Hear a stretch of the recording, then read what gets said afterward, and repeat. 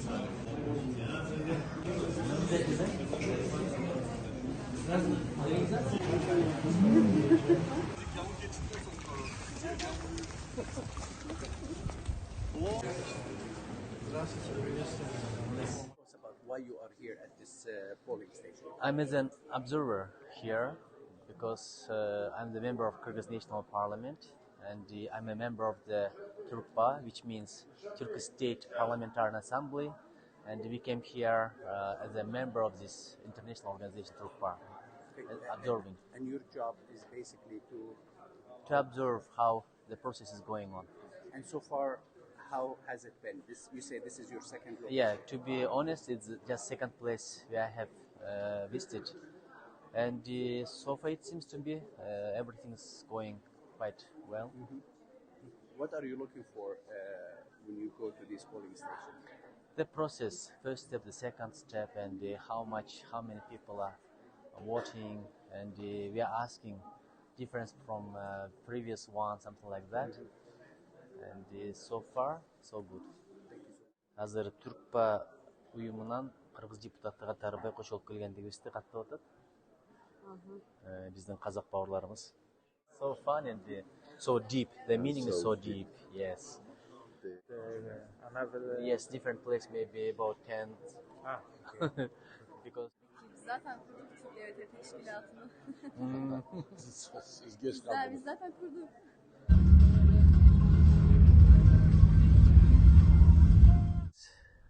Казакстандын Борбор калаасы Астанада баратабыз.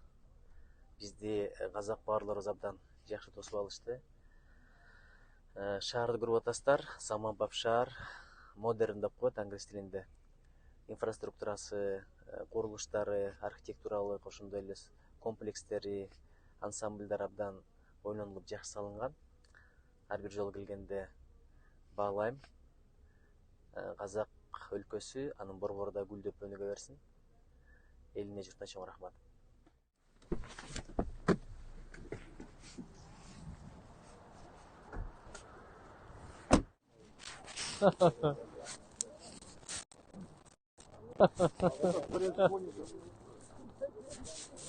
Инновационная греется, внутри бассейн есть и каток хоккейный. И вот это все взаимодействует, как холодильник и как отопительная система работает. Так, переключается.